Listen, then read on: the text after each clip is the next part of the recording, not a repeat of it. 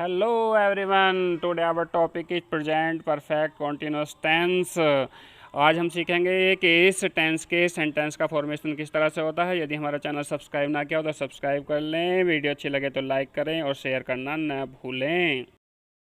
Let's start our new video present perfect continuous tense. तो सबसे पहले तो हमें यही जान लेना होगा कि प्रेजेंट परफेक्ट कॉन्टिन्यूस में होता क्या है। तो जान लेते हैं। An action already started and still going on. कोई भी कार्य जो पहले ही शुरू हो गया होता है और अब भी चल रहा होता है, comes under present perfect continuous tense. वो प्रेजेंट परफेक्ट कॉन्टिन्यूस के अंतर्गत ये वाक्य आते हैं। तो देख लेते हैं कि इसकी पहचान क्या होगी। इन वाक्यों के अंत में रहा है, रही है, रहे हैं, रहा हूँ आदि शब्द होंगे और उसके बाद जुड़ा होगा टाइम अर्थात समय। और इसमें से शब्द भी होता है, 2 महीने से, 2 दिन से, 4 दिन से, इस तरह से। तो अफर्मेटिव सेंटेंस का फॉर्मेशन किस तरह से होने वाला है। सबसे फर्स्ट ऑफ ऑल रखेंगे हम सब्जेक्ट, और उस सब्जेक्ट के अकॉर्डिंग हमें रखना होता है हैज या हैव। अगर सिंगुलर नंबर थर्ड पर्सन का होता है तो हैज, बाकी सबके साथ हैव का प्रयोग करते हैं। उसके बाद बीन लगाते हैं।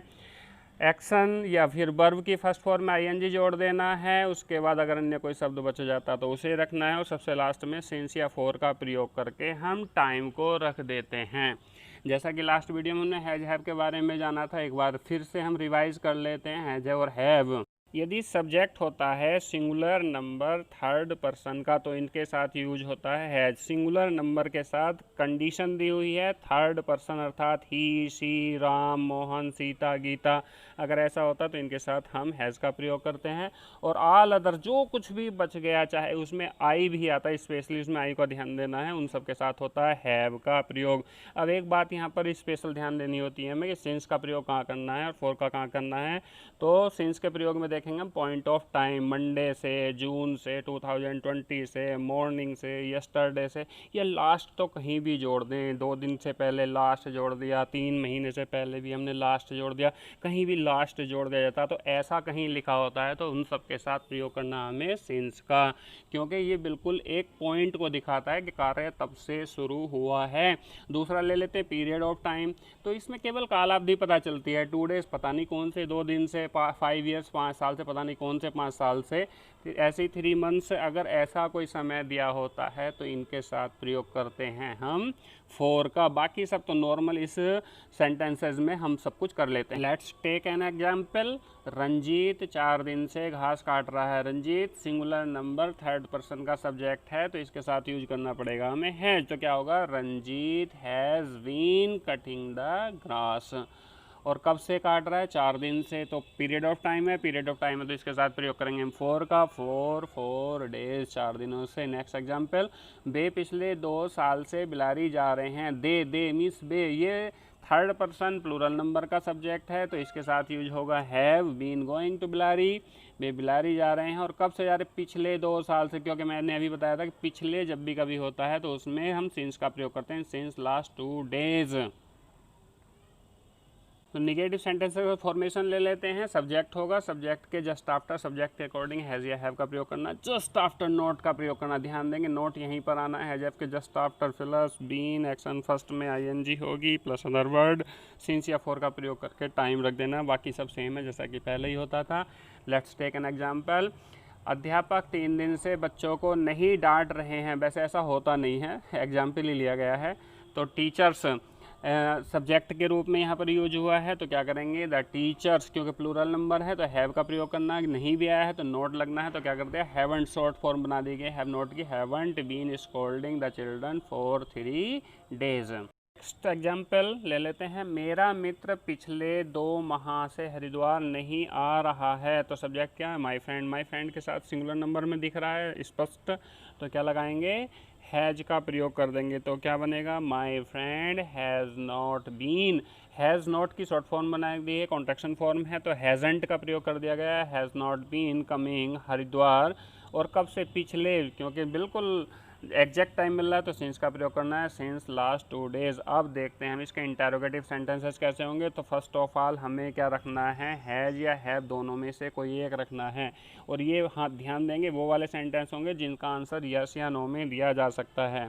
तो हैज या हैव रखना है। उसके जस्ट आफ्टर सब्जेक्ट होगा प्लस नोट, अगर ज़रूरत हो तो लगाना है, नहीं हो तो नहीं लगाना है। प्लस बीन होगा, वर्ब की फर्स्ट फॉर्म में आईएनजी होगी, प्लस सिंस या फॉर का प्रयोग, plus time.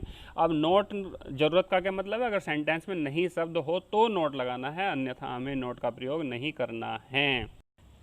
Let's take an example.